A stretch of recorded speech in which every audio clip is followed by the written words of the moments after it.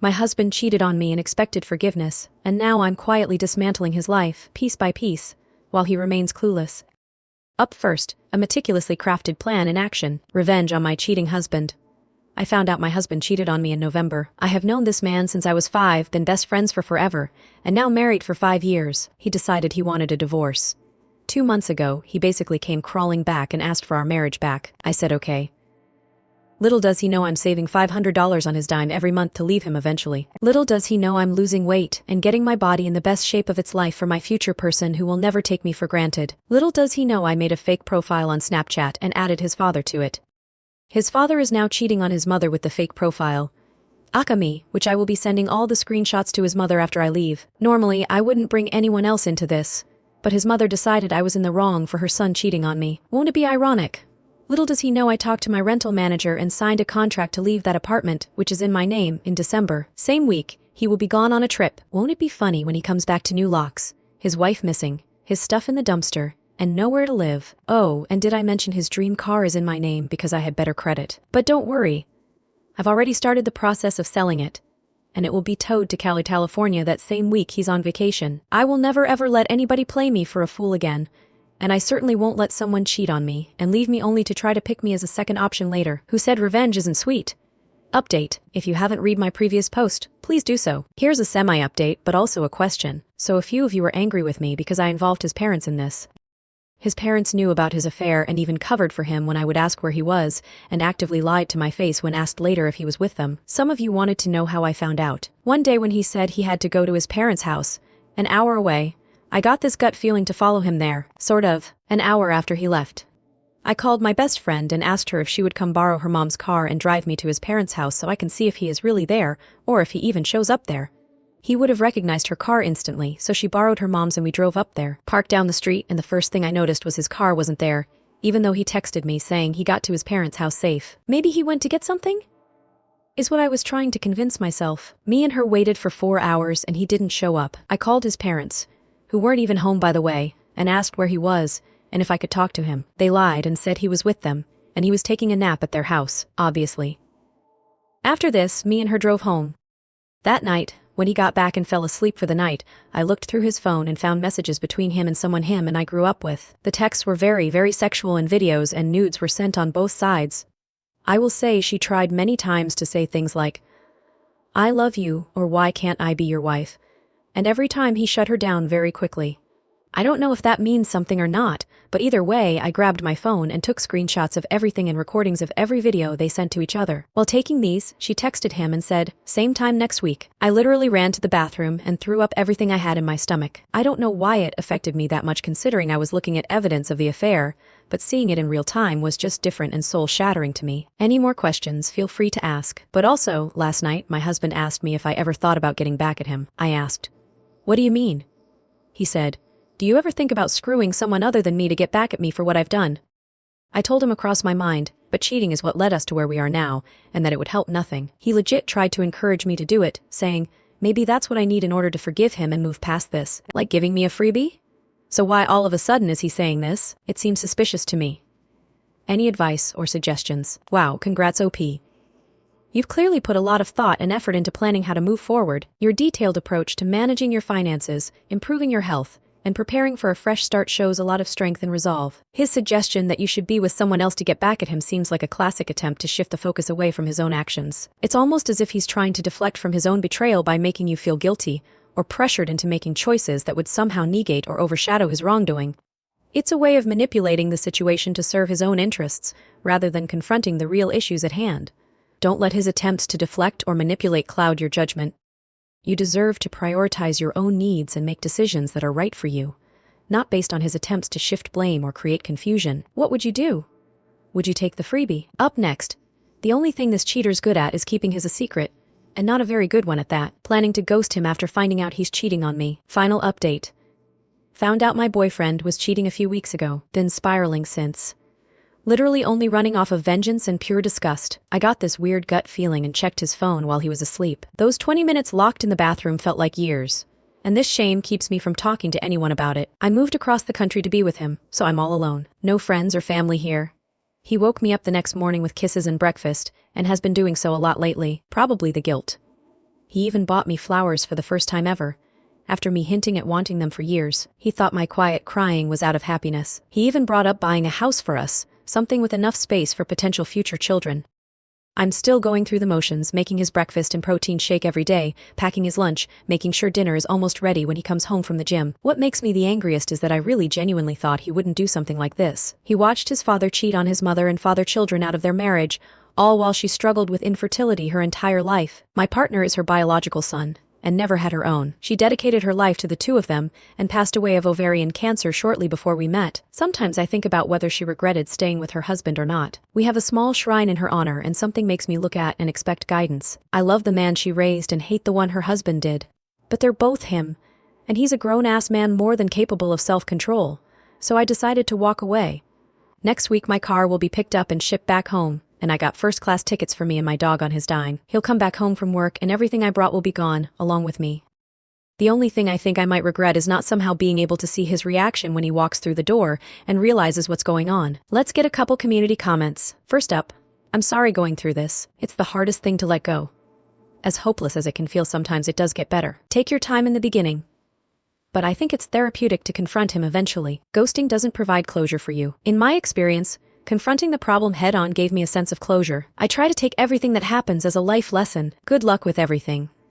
The OP replies, I personally don't believe in closure. I got all that I needed when I realized he was untrustworthy. The next person says, do you have access to his phone or computer? Install a keylogger. Then you can not only see what he's saying to you, but to the other affair partners as well. I put a keylogger on my ex's phone or computer when I caught him cheating. He was such a dummy in seeing the crap he was saying.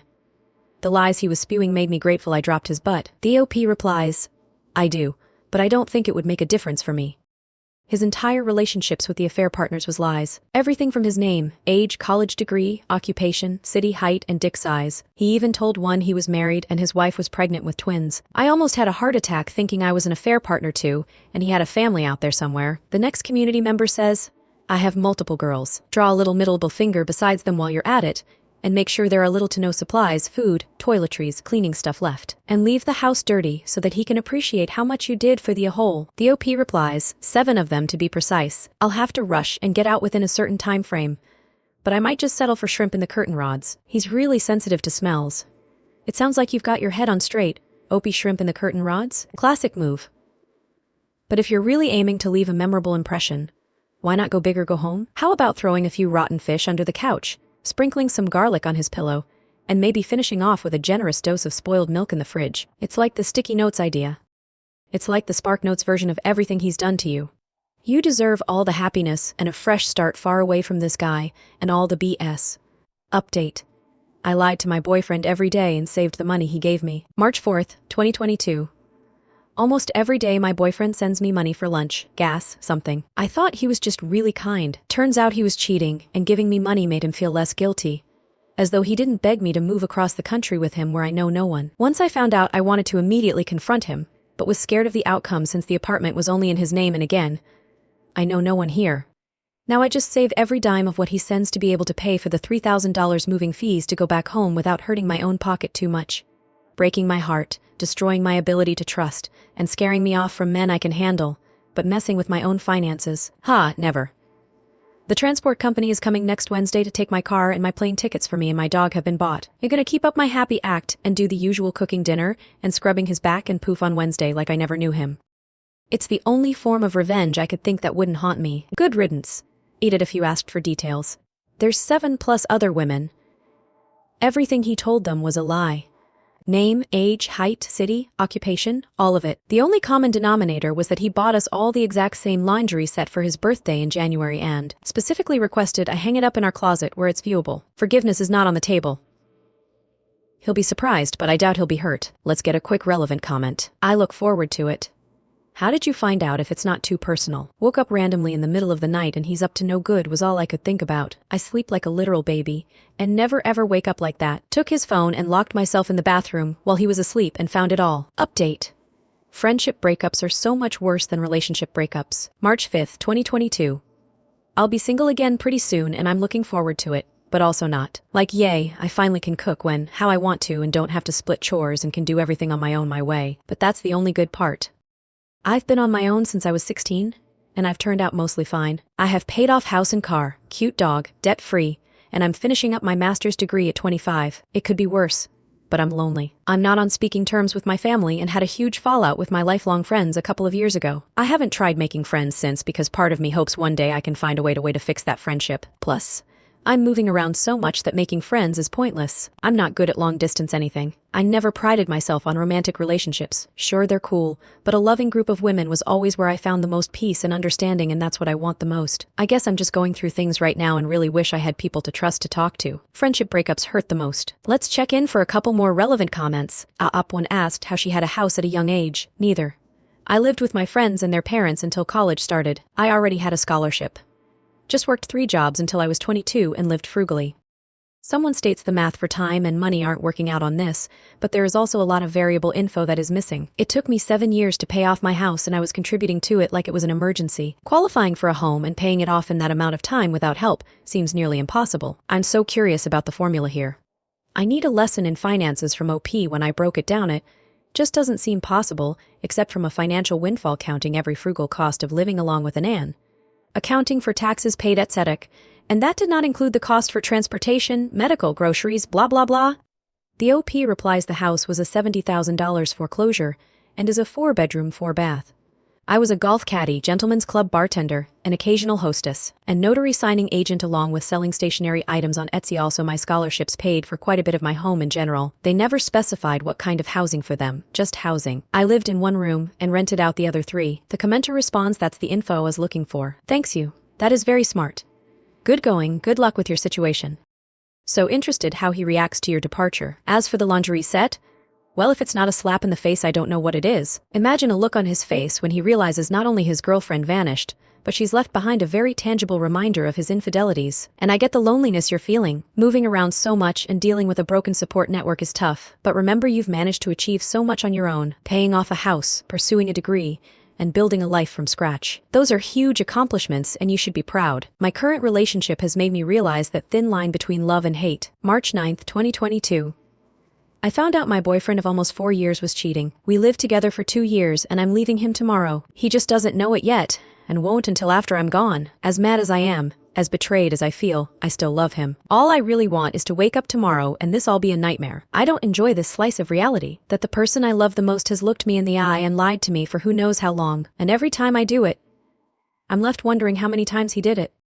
How many times did he wine, dine, and screw other women and come home to me? How many times have I been the stupid girlfriend who trusted her boyfriend blindly? How many times have I been some woman's laughingstock? Did he screw us back to back? Did his friends know? Did he look me in my effing eye and really not say anything? Did he love them? How many times did he tell me he loved me and meant it? When did he stop meaning it? Did he ever mean it for the first time? I'm not a master manipulator, unlike him. I'm just composed because I've never had any other choice. Emotions get you beat or worse when it comes to my parents. And I'm more than aware I have a crap load of trauma to unpack, but I can't. Not in the self-pity, woe is me, it's too hard. But no, I probably just can't. Therapists here are wildly westernized, and once I start with the short list, they'll probably just charge me double, maybe triple. And the last time I tried, he kept trying to convince me I enjoyed my own assault. Maybe I got cheated on because I'm emotionally inept. My intimacy levels are quite limited. The few times he asked about my childhood, I either A, brushed him off, or B, told him one thing I thought wasn't that bad, and he was so shocked I held out on the actual bad parts. And that's where the hate comes in. He knows what it's like to grow up feeling unwanted. He knows what it's like to lose your parents young. He knows what it's like to feel like your entire life has been horrible event after horrible event. But he still did this to me. And I don't know how he could. I could never cheat on anyone, let alone someone who shared such personal things with me. I haven't so much as made eye contact with another man since we met. Other people were just other people, and we were us. I don't know. I just don't see being able to date again. I had deep-seated trust issues long before this, and growing old by myself with 30 cats genuinely sounds nice. Hell, great even. At least I won't always be wondering when the betrayal will come. The questions you're grappling with about his past actions, your own trust, and how he could do this after knowing your deepest pains are completely valid. It's an agonizing situation, and it's natural to feel overwhelmed and confused. OP. It's especially hard when someone uses your vulnerabilities against you. As for your feelings about dating again, it's okay to need time to heal and rethink what you want. Loving deeply and enduring such betrayal can make it hard to envision opening your heart again. Healing from this kind of trauma takes time, and you deserve to move forward in a way that feels right for you. Whether that involves finding a therapist to understand your needs or simply taking some time to focus on yourself, it's okay to take things at your own pace. Update. Leaving partner for years after finding out he was cheating. March 10th, 2022. Transport company came and picked up my car, sold whatever big furniture I brought for low prices, took his dog to the park and play with him a bit, got him a dog cupcake, and took him back to the apartment. Movers started coming for the rest of my stuff, and I had to prepare for our property manager, thinking we were both moving out and we hadn't given them that required vacancy notice. She came to talk to me right as my Uber was coming, and I told her what was going. Unfortunately, they had already called him because only his name is on the lease. He's called and texted me a few times, but I haven't replied. His workday won't be over for a couple of more hours. I left my apartment keys and anything he's ever brought for me that I hadn't sold already. Didn't feel like taking that stuff with me. While packing, I remembered he bought me a pet camera that shoots treats on the entertainment center and turned it back on. I promised myself I'll disconnect it by midnight tomorrow, but I have my own predictions about how he'll react and just gotta know for sure. Yeah, that's a fed up. Sue me. I actually forgot to leave a note and was running out of time before my Uber came and just left Lingerie said he was so obsessed with on the bed. He'll figure out eventually. Or not. I'm at the airport now with my dog and just waiting on my flight. I wish I could say that I feel free, but I just don't. Just tired. Thank you all for the well wishes, and thank you more to all the other women who reached out with similar stories. I think I might have caved and stayed if you all hadn't. Let's get a quick relevant comment. What did he say on a text when they informed him that things were being moved out? The OP replies, just that he got a call from the property management and asked if I ordered something big and if anything was going on. This isn't just about leaving a relationship. It's about processing a lot of emotional fallout. Reconnecting with yourself and your dog and finding a bit of peace amidst the chaos will take time. You've made a huge step in the right direction, and eventually the sense of freedom will follow. I'm glad you left, OP. You're far more stronger than you think you are. Petcam update, March 14th, 2022. Update. I turned it on for about 10 minutes after I got back to my home and unpacked. He wasn't there, but everything was a mess. There was a hole in the wall. Furniture flipped over, papers everywhere. The kitchen looked like a tornado went through it. I deleted all of my other social media accounts, but didn't block his number. The first 2 days he called me over 200 times. Lots of novel-ass text messages and him admitting to some crap I didn't even know about yet. Quite a few calls from his dad and friends too. I didn't reply to any of them. Last update found. Thanks to this user for finding this update. Last update, October 17th, 2022. Even though I have seen messages asking about an update, I didn't think anyone actually wanted one. Life just came full circle and I saw my posts on my TikTok, for you literally, page. Just a few things. I mentioned in a comment that I think his dad was the reason his mom passed, not in the straight-up killer way. I cheated so much and gave my wife an STD that led her to getting HPV, and since I didn't allow her to get medical treatment, she ended up infertile with cervical cancer. I misspoke and said ovarian, and died way. Of course, no one will ever know that for sure, but I doubt it helped any. My ex had always claimed he did not respect his father. He is their bio-nephew, not son, as a man due to it. When I found out he was cheating, forgiving him was never an option because I have no interest in following in his mom's footsteps. I did not have any signs. Besides that, a few months in, he locked down his social media because he didn't want to get passed up on a promotion due to politics. I did ghost everyone we mutually knew for a month or two, until I figured out who I could and could not trust to not just tell him my new socials or phone number address. I never blocked his phone number, but I never replied to any texts or calls. They eventually died out 2 or so months later. He ended up finding out anyway, and I moved again, out of state this time. At the last place, he showed up at 7 a.m. and I saw him on my Ring doorbell, looking around and showing my photo to people. One of my dummy neighbors confirmed I lived there, down to my dog's name, and he kept coming every day after that. I kept finding letters addressed to me that were obviously from him. They said a lot of things I didn't know, but nothing that could ever make me move past what he did. I moved before I ever saw him face to face. A few of his friends reached out after my second move, telling me about some erratic behavior of his going on, but I ignored them too. Not my man, not my problem. I've been asked on some dates, but no thanks. I'm too fragile and trusting for the effete morals some of these men have. There's nothing about being in a relationship I miss. I know I'm probably supposed to say that I hope he gets the help he needs and finds happiness, but I don't. I'll have lifelong trauma from what he did, so at least he can have lifelong regrets. Most importantly, I found a great group of women that feel like family and always are there for me. I'm happier than I've been in years. I'm just thankful I got out before I got pregnant, or married, and was tied to him forever. I forgot he exists most days now, and I didn't even think that was possible. I hope this suffices. Thank you, Redditors. Edit, I did get tested again and did test positive for trick, which I did not know existed beforehand. All cleared up now though. I never did reach out to the other women, mostly because they used our relationship to bond. They all knew he had a girlfriend, and some he lied and said we were married. 3 of the other women were in committed relationships as well, so whoever social media I could find. I did message their boyfriends or husbands. Now let's get some comments from the community. First up, I left my boyfriend last Sunday when I found he was cheating on me. I found some incriminating texts on his phone. He maintained innocence until the end. This Saturday I had a car maintenance appointment at a car dealer right across the street from his house, and I saw her car in the driveway, and I lost my crap. I left a note on her windshield with an alternate phone number and asked her to text me. She texted me this morning. Turns out she doesn't care that she's the other woman and is going to keep seeing him. I texted him to tell him that I chatted with her, and that I can move on in peace, knowing that he's a terrible person. F cheaters. Someone else adds, editor's note, it is not the final update. Listen, just as a protocol, can we all agree here now? If there is a random person, man or woman, searching for a person whom you know of, even if only vaguely and showing their photo around, never tell that person where they are, possibly if they are the police. But still caution. We have all seen the posts of people leaving their abusive cop partners. Instead, ask for their contact details, saying you will contact them if you do see them, and then speak to the person they are looking for privately. Then the person being looked for can either use the contact information to contact them, pass on to the authorities, or make a decision themselves on what they want to do next. Caution is key. From the hole in the wall to the tornado in the kitchen, your ex clearly didn't handle the breakup like a mature adult. Deleting your social media accounts was a smart move, and it's clear you're handling this with a lot of strength. It's never easy to figure out who has your back, but it's good to hear that you found a supportive group of friends and are feeling happier. You've been through a lot, and taking time for yourself and avoiding new relationships until you're ready is perfectly okay. When you're ready, how did you get revenge? Share your stories with us in the comments below. And thank you for joining us today on our space. Be sure to like and subscribe and hit that notification bell so you don't miss out on our next video. See you next time.